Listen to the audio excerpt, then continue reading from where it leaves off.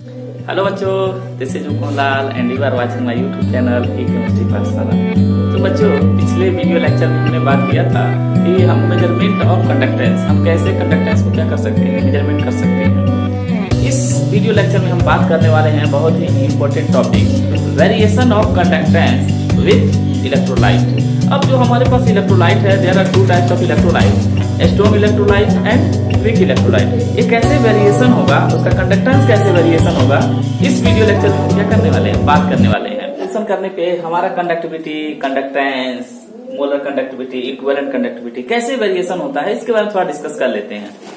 Conductance, जैसे ही आप dilute करते जाएंगे आयंस क्या होते जाएंगे, फ्री होते जाएंगे। जब आयंस फ्री होंगे तो मूवमेंट फास्ट हो जाएगा, जब मूवमेंट फास्ट होगा तो कंडक्टेंस क्या हो जाएगा, बढ़ जाएगा। तो कंडक्टेंस हमारा क्या हो जाता है, इंक्रीज हो जाता है। वही अगर हम कंडक्टिविटी की बात करें, कप्पा की बात करें, जिसको हम स्पेसिफिक कंडक्टेंस बोलते हैं, इस सिचुएशन में क्या होगा, जैसे ही आप डाइल्यूट करेंगे तो पर सेंटीमीटर क्यूब वॉल्यूम में आयंस क्या हो जाएंगे, डिक्रीज हो जाएंगे, क्योंकि आयंस क्या हो रहा है, मूव करने लगे हैं। जब वहां पे 1 सेंटीमीटर क्यूब वॉल्यूम में आयन डिक्रीज हो जाएंगे तो हमारा कंडक्टिविटी कप्पा भी क्या हो जाएगा, डिक्रीज हो जाएगा, ये डिक्रीज हो जाएगा।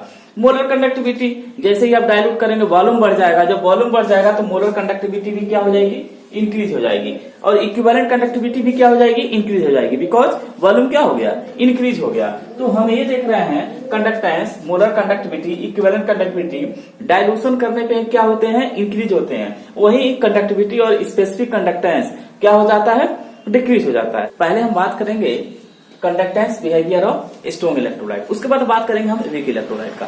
तो जैसा कि माय डियर स्टूडेंट आपको पता है कि स्ट्रॉन्ग इलेक्ट्रोलाइट क्या होते हैं, कंप्लीटली आयनाइज हो जाएंगे। जब वो कंप्लीटली आयनाइज हो जाएंगे तो वहां पे उसकी कंडक्टेंस क्या हो जाएगी, बढ़ जाएगी। तो इसका हम कैलकुलेशन करते हैं एक इंपॉर्टेंट इक्वेशन से, जिसको हम बोलते हैं डिबाई हक्कल ऑन्सगर इक्वेशन। अब डिबाई हक्कल ऑन्सगर इक्वेशन क्या है, lambda m at any concentration equal to lambda m at infinite dilution A under root C. अच्छा, इस इक्वेशन को मैं ऐसे लिख रहा हूं, lambda m at any concentration equal to minus A under root C plus lambda m at infinite dilution. अब देखिए, ये lambda m at infinite dilution क्या है, जैसा कि हम यहाँ पे एक कोऑर्डिनेट बनाए हुए हैं, एक्स एक्सिस और वाई एक्सिस। इस पॉइंट पे अब जैसे जैसे हम एक्स एक्सिस पे हम क्या कर रहे हैं, मूव कर रहे हैं, तो ये क्या हो रहा है, कंसंट्रेशन क्या हो रहा है, इंक्रीज हो रहा है। लेकिन इस पॉइंट पे कंसंट्रेशन क्या है, 0 है। तो यहाँ पे कंसंट्रेशन 0 होने का मतलब है कि यह सोल्यूशन क्या है, बहुत ज्यादा डाइल्यूटेड है।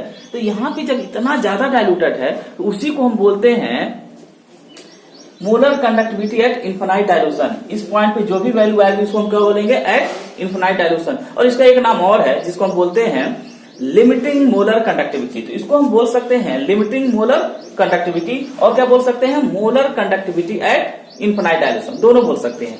अगर इस इक्वेशन को y equal to mx plus C से कंपेयर करें तो हमारा जो स्लोप है, यम की वैल्यू क्या है, माइनस ए। अच्छा, ये क्या है, ये क्या है, ये हमारा क्या है, डिबाई हक्कल ऑन्सगर इक्वेशन क्या है, कांस्टेंट है। तो अगर हम लिखना चाहें इसको हम लिख सकते हैं, this equation is called Debye Huckel Onsager equation, इसको हम बोल सकते हैं डीएचओ इक्वेशन। तो डिबाई हक्कल ऑन्सगर इक्वेशन, जहां यम स्लोप हमारा क्या है, माइनस ए है। अच्छा, ये क्या है, हमारा इंटरसेप्ट है, कितना है, lambda m at infinite dilution. X की जगह हमने, अब यहाँ पे वाई एक्सिस की जगह हमने क्या रखा है, molar conductivity eight any concentration. X axis पे हमने क्या रखा है, अंडर रूट सी।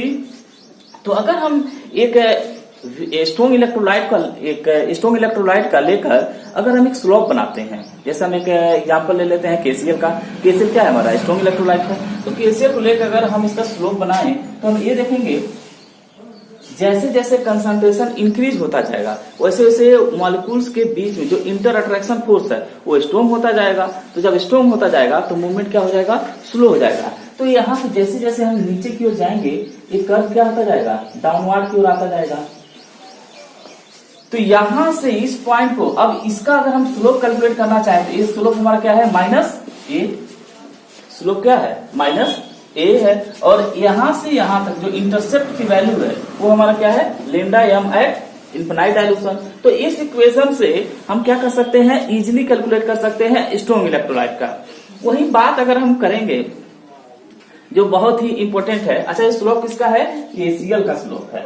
तो अगर हम वही बात करेंगे बहुत ही इंपॉर्टेंट वीक इलेक्ट्रोलाइट के लिए, कि अगर वीक इलेक्ट्रोलाइट का अगर हमको कंडक्टेंस कैलकुलेट करना हो तो क्या हम कैसे कैलकुलेट कर सकते हैं, क्या कोई टेक्निक है? क्योंकि सबसे बड़ा मतलब प्रॉब्लम ये है कि वीक इलेक्ट्रोलाइट क्या होते हैं, आयनाइज ही नहीं होते हैं, पार्सली आयनाइज होते हैं। जब वो पार्सली आयनाइज होंगे तो वहां पे कैलकुलेशन कैसे होगा, क्योंकि जब वो पार्सली आयनाइज होंगे, कंप्लीट आयनाइज नहीं होंगे, तो आप इनफाइनाइट डाइल्यूशन कैलकुलेट नहीं कर पाएंगे। अभी मैं आपको बताऊंगा कि ये कैसे हो सकता है। तो इस सारी चीजों को अब एक बहुत बड़े साइंटिस्ट जिनका नाम था कोलराउस, अब कोलराउस ने क्या किया कि कंडक्टेंस निकाल दिया किसका, वीक इलेक्ट्रोलाइट का। और वो जो है बहुत ही इंपॉर्टेंट है इलेक्ट्रोकेमिस्ट्री के पार्ट ऑफ व्यू से। और वीक इलेक्ट्रोलाइट का कैलकुलेशन हम जिस थ्योरी से हम करेंगे उसको हम बोलते हैं कोलराउस लॉ। एक्चुअली मैं आपको बता दूं कि कोलराउस लॉ एक सेटिंग टाइप का लॉ है। जैसे हम क्या करते हैं, एक उसका कोई अपना एक फिक्स लॉ नहीं है, वो क्या करता है स्ट्रॉन्ग इलेक्ट्रोलाइट का यूज करके वो क्या करता है, वीक इलेक्ट्रोलाइट का कैलकुलेशन करता है। मैं आपको अभी एग्जांपल से समझाऊंगा कि ये कैसे हो रहा है। Conductance behaviour of weak electrolyte बहुत ही इंपॉर्टेंट, जिसका कैलकुलेशन हम कैसे करेंगे, कोलराउस लॉ से। अब कोलराउस लॉ क्या बोलता है उसको जानने के लिए सबसे पहले ये समझते हैं कि कोलराउस लॉ है क्या। थोड़ा तो एक एग्जांपल लेते हैं, एक वीक इलेक्ट्रोलाइट ले लेते हैं एस्टिक एसिड। अब एक अगर हम एस्टिक एसिड जो कि क्या है, वीक इलेक्ट्रोलाइट है, और ये क्या होगा 100% आयनाइज नहीं होगा, पार्शियली आयनाइज होगा। तो होगा क्या, हायर कंसंट्रेशन पे, कंसंट्रेशन अगर बहुत ज्यादा है तो आपको जैसे ही पता है कि मॉलिक्यूल्स के बीच में इंटरट्रैक्शन फोर्स होता है, तो ऑलरेडी वो क्या हो रहे हैं, आयनाइज हो नहीं रहे हैं। और ये वीक इलेक्ट्रोलाइट है, पार्सली भी आयनाइज होगा, तो ज्यादा से ज्यादा आयंस क्या है, बनेंगे ही नहीं। जब ज्यादा आयंस नहीं बनेंगे तो हमारा मोलर कंडक्टिविटी क्या होगा, कम होगा। तो यहाँ पे अगर हम बात करें, ये स्लोप हम खींच रहे हैं तो ये एस्टिक एसिड के लिए, तो हम ये देख रहे हैं जैसे जैसे हम कंसंट्रेशन कम करेंगे, जैसे जैसे कंसंट्रेशन कम करेंगे तो हमारा क्या हो रहा है, मोलर कंडक्टिविटी क्या हो रहा है, इंक्रीज हो रहा है। क्यों, क्योंकि आयंस क्या हो रहे हैं, फ्री हो रहे हैं, तो मोलर कंडक्टिविटी इंक्रीज हो रहा है। लेकिन एट इनफाइनाइट डाइल्यूशन जैसे जैसे अगर हम आगे बढ़ाएं तो हम ये देखते हैं ये जो स्लोप है वो क्या कर रहा है, एक्स एक्सिस पे इंटरसेक्ट ही नहीं हो रहा है, इंटरसेक्ट नहीं हो रहा है, ये एक्स्ट्रापोलेशन नहीं हो रहा है, किस पे, वाई एक्सिस पे, मोलर कंडक्टिविटी पे। तो जब ये एक्स्ट्रापोलेशन नहीं होगा तो क्या आप कैलकुलेट कर पाएंगे, नहीं कैलकुलेट कर पाएंगे।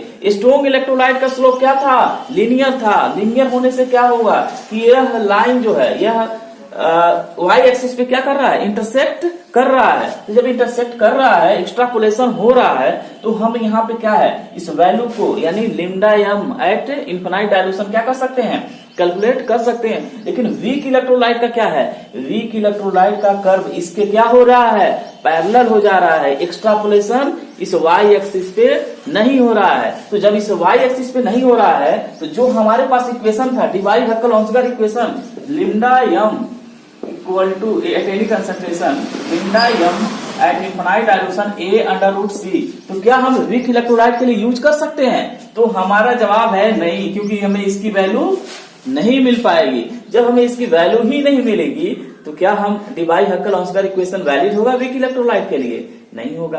तो इसीलिए माय डियर स्टूडेंट कि कोलराउस ने क्या बनाया, एक वीक इलेक्ट्रोलाइट के लिए भी लॉ बनाया कि वीक इलेक्ट्रोलाइट का भी हम कैलकुलेशन कैसे कर सकते हैं। आई होप आपको पता चल गया होगा कि डिवाई-हक्केल-ऑन्सगर इक्वेशन क्या है, वीक इलेक्ट्रोलाइट के लिए वैलिड नहीं है। क्यों नहीं है? क्योंकि यहाँ पे लिम्डा एम एट इनफाइनाइट डाइल्यूशन का कैलकुलेशन आप नहीं कर सकते हैं। ये किसका कर्व था, KCl का, ये किसका है, एस्टिक एसिड का। ये एस्टिक एसिड क्या है, वीक इलेक्ट्रोलाइट है। तो जैसे ही वो क्या हो रहा है, कंसंट्रेशन कम हो रहा है, तो क्या हो रहा है, फिर भी वाई एक्सिस पे क्या हो, एक्स्ट्रापोलेशन नहीं हो रहा है, ये लाइन इसके क्या हो जा रही है, पैरेलल हो जा रही है। तो अब इसका हम कैलकुलेशन कैसे करेंगे, कोलराउस लॉ क्या होता है, इसके बारे में अब डिस्कस करते हैं। तो बच्चों बहुत ही इंपॉर्टेंट लॉ कोलराउस लॉ, और सीबीएसई इससे हर साल क्वेश्चन पूछता है 100%। तो ये क्या लॉ है इसको थोड़ा एक्सप्लेन करते हैं। एक्चुअली मेरे अकॉर्डिंग ये लॉ क्या है, पूरी तरीके से सेटिंग है, किसका सेटिंग है, क्योंकि देखिए वीक इलेक्ट्रोलाइट आयनाइज होंगे नहीं पार्स कंप्लीटली, जब कंप्लीटली आयनाइज नहीं होंगे तो ये वीक इलेक्ट्रोलाइट का कैलकुलेशन कोलराउस लॉ कैसे करता है, वो क्या करता है, स्ट्रॉन्ग इलेक्ट्रोलाइट को यूज करके हम क्या कर सकते हैं, कैलकुलेट कर सकते हैं। इसको मैं एक अच्छे एग्जांपल से समझाऊंगा तो आप ज्यादा बेटर अच्छे तरीके से समझ पाएंगे। लेकिन ये लॉ क्या कहता है थोड़ा इसके बारे में समझ लेते हैं। According to this law each ion make definite contribution to the molar conductivity of an electrolyte at infinite dilution। अगर कितना भी हम इन्फिनाइट डायल्यूशन कर दें, हर आयन क्या करता है, कुछ ना कुछ कंट्रीब्यूट जरूर करता है मोलर कंडक्टिविटी में। जैसे हम क्या है, कुछ ना कुछ कंट्रीब्यूशन करते रहते हैं अपने कंट्री के लिए, तो ये बोलता है कि चाहे वो कितना भी गैर गुजरा इलेक्ट्रोलाइट हो, वीक हो, कितना भी वीक हो, कुछ न कुछ कंट्रीब्यूशन जरूर करता है किसमें, मोलर कंडक्टिविटी में। तो बच्चों कोलराउस लॉ इंडिविजुअल आयंस की बात करता है कि कोई हर आयंस क्या करता है, कुछ न कुछ कंट्रीब्यूशन जरूर करता है मोलर कंडक्टिविटी में। जैसे अगर हम एक बात करें, the individual contribution of ion towards the total molar conductivity of electrolyte is called molar ionic conductivity. वही बात मैं बोल रहा हूं कि हर आयंस कुछ न कुछ जरूर कंट्रीब्यूट करता है किसका कैलकुलेशन करने के लिए, मोलर कंडक्टिविटी का। इसको हम एक तरीके से एक एग्जांपल से समझते हैं कि पहले हम ये समझेंगे कि हम इसको कैसे लिख सकते हैं। जैसे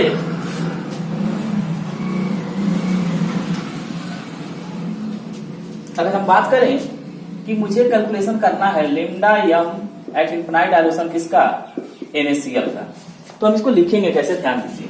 तो सबसे पहले लिखेंगे लिम्डा, देखिए ये हमारा टोटल के लिए हम ऐसे डिनोट करेंगे और इंडिविजुअल आयंस के लिए हम इस तरीके से लिम्डा के रूप में क्या करेंगे, दिखाएंगे लिम्डा यम। अब Na क्या करेगा, कुछ तो कंट्रीब्यूट करेगा एट इन्फिनाइट डायल्यूशन, और क्या है लिम्डा Cl माइनस, हर आयंस क्या करेगा, कंट्रीब्यूट करेगा। जैसे एक और बात करते हैं, lambda m at infinite dilution किसका, BaCl2 का। अब BaCl2 का हम कैसे लिखेंगे, कैसे BaCl2 कैसे एनाइज होगा, अगर हम BaCl2 को एनाइज करें तो हम लिख सकते हैं Ba2 प्लस और 2Cl माइनस।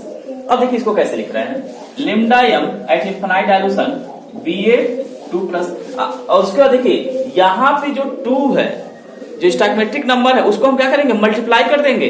जैसे देखिए यहाँ पे plus 2 lambda Cl minus at infinite dilution. एक और एग्जांपल लेते हैं, लिम्डा यम बात करते हैं Al2SO4 का होल थ्राइस। अब Al2SO4 कैसे टूटेगा, Al2SO4 का होल थ्राइस, 2Al पे 3 प्लस और 3 सल्फेट पे 2 माइनस। अब हम इसको कैसे लिख रहे हैं,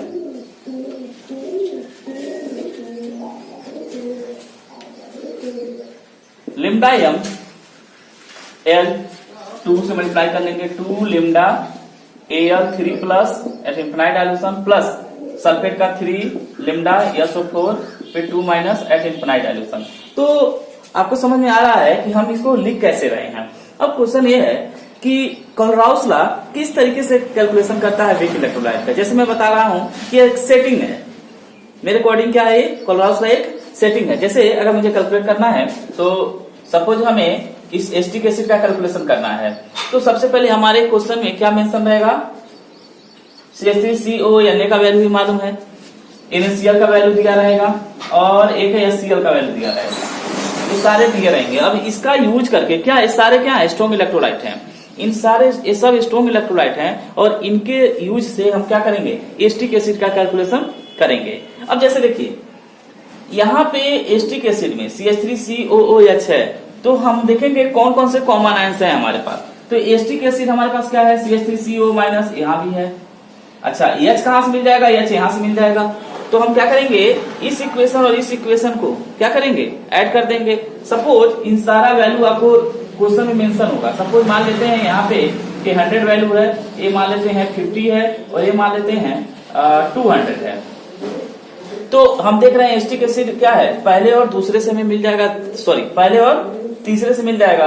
तो दूसरा वाला जो वैल्यू है NaCl, इसको हम क्या कर लेंगे, माइनस कर लेंगे। जैसे अकॉर्डिंग टू कोलराउस लॉ क्या बोलता है, each ion makes the contribution towards the molar conductivity eight infinite dilution. तो हमें एस्टिक एसिड का लिखेंगे, इसका क्या हो जाएगा CH3COO lambda m at infinite dilution, CH3COO minus plus Na का lambda m at infinite dilution Na, उसके बाद इसको ऐड कर रहे हैं lambda m at infinite dilution H plus lambda m at infinite dilution Cl minus, फिर NaCl का इसको माइनस कर रहे हैं। 1 और 3 को क्या करना है, ऐड कर रहे हैं। क्यों? क्योंकि CH3COH में यहाँ पे हमारा एक आयन है और एक यहाँ पे है, इन दोनों को ऐड कर लेंगे और इसको क्या कर लेंगे, माइनस कर लेंगे। अब माइनस कर रहे हैं Na lambda m at infinite dilution Na plus, और इसको हम लिख सकते हैं minus lambda m at infinite dilution Cl minus. अब देख रहे हैं Na प्लस से Na प्लस ए माइनस और ए प्लस कैंसल, और Cl वाले माइनस ए कैंसल, इन दोनों को अगर ऐड करेंगे तो हमारा हो जाएगा lambda m CH3COO माइनस और ये हमारा lambda m at infinite dilution H plus, इन दोनों को ऐड कर देंगे तो हमारा हो जाएगा lambda infinite dilution किसका, CH3COH। ये तो हमें कैलकुलेशन करना था। अब देखिए इस वैल्यू को हम क्या कर रहे हैं, ऐड कर देंगे। तो पहला 100 और 200 कितना हो गया, 300, और 300 में हमने 550 क्या किया, माइनस कर लिया, तो 250। तो हमारा जो इसका आंसर आ रहा है वो कितना आ रहा है, 250। और इसका मोलर कंडक्टिविटी का यूनिट क्या होता है, siemens metre square mole inverse, ये हमारा क्या हो जाएगा, यूनिट हो जाएगा। तो हम एक एग्जांपल से हम ये समझ पा रहे हैं कि ये जो हमारा क्या है, कोलराउस लॉ है, वो एक्चुअली क्या है, स्ट्रॉन्ग इलेक्ट्रोलाइट को यूज करके क्या करता है, वीक इलेक्ट्रोलाइट का कैलकुलेशन करता है। जैसे मैं एक और एग्जांपल से आपको समझाता हूं। जैसे हमें कैलकुलेट करना है lambda m at infinite dilution NH4OH का, ये क्या है, वीक इलेक्ट्रोलाइट है। अब इस वीक इलेक्ट्रोलाइट है तो इसके सपोर्ट में 3 सबस्टांसेस का क्या है, वैल्यू दिया रहेगा। जैसे पहला वैल्यू मान लेते हैं NH4Cl का दिया हुआ है lambda m at infinite dilution, इसका वैल्यू दिया है, गिवन है, मान लेते हैं, सपोज मान लेते हैं 100 है। उसके बाद है lambda m at infinite dilution water का वैल्यू मान लेते हैं 75। एक वैल्यू और लिख लेते हैं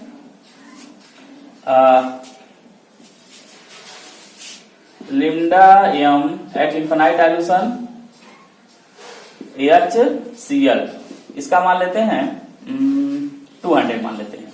अब देखिए हमें किसका कैलकुलेशन करना है, NH4OH का। तो NH4 यहां से मिल जाएगा, OH वाटर जब ब्रेक होगा तो हम क्या करना है, फर्स्ट और इसको हम 200 के जगह 50 मान लेते हैं। तो 1 और सेकंड को, फर्स्ट और सेकंड को क्या करेंगे, ऐड कर लेंगे। तो ये कैसे आयनाइज होंगे थोड़ा इसको देख लेते हैं।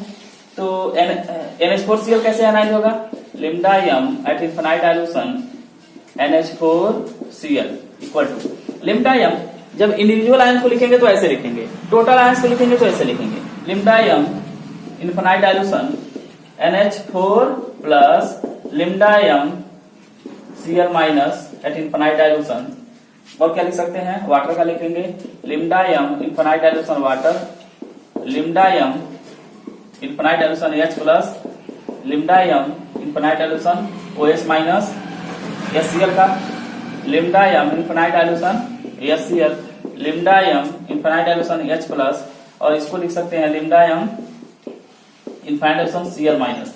अब हम क्या करना है, NH4OH, तो NH4 और OH, तो इसको यानी first equation, second equation, third equation, first और सेकेंड को क्या कर लेंगे, ऐड कर लेते हैं। तो फर्स्ट और सेकेंड को अगर हम ऐड कर लें तो हमारे पास क्या हो जाएगा, और थर्ड को क्या कर लें, माइनस कर लें। तो फर्स्ट और सेकेंड को जब हम ऐड करेंगे तो ये क्या हो जाएगा, और थर्ड को जब माइनस करेंगे तो ये जब माइनस करेंगे तो इससे क्या होगा, कैंसल, और इस Cl से Cl वाला कैंसल, तो हमारे पास क्या हो जाएगा, ये NH4OH। तो हमारा जो आंसर आएगा वो क्या आएगा, 100 और 75 ऐड कर दिया तो 125 हो गया, और HCl को माइनस करना है तो ये हो जाएगा क्या चीज, 125। तो इसका जो आंसर आ गया, इसके अकॉर्डिंग, इस क्वेश्चन के according, lambda m at infinite dilution NH4OH equal to 125 siemens metre square mole inverse, ये हो गया, हमारा आंसर हो गया। तो माय डियर स्टूडेंट, आपको ये पता चल रहा है कि कोलराउस लॉ क्या है, एक्चुअल ये क्या है, सेटिंग टाइप का लॉ है, जो क्या है स्ट्रॉन्ग इलेक्ट्रोलाइट का यूज करके किसका कैलकुलेशन करता है, वीक इलेक्ट्रोलाइट का क्या करता है, कैलकुलेशन करता है। तो अगर कोई डाउट होगा इस टॉपिक पे तो मैं एक छोटा सा वीडियो और एक बना दूंगा, उसमें कुछ हम क्या करेंगे, इंपॉर्टेंट क्वेश्चन को क्या करेंगे, सॉल्व करेंगे। आई होप आपको समझ में आया होगा और आप इसे एक बार प्रैक्टिस जरूर करेंगे। Thank you.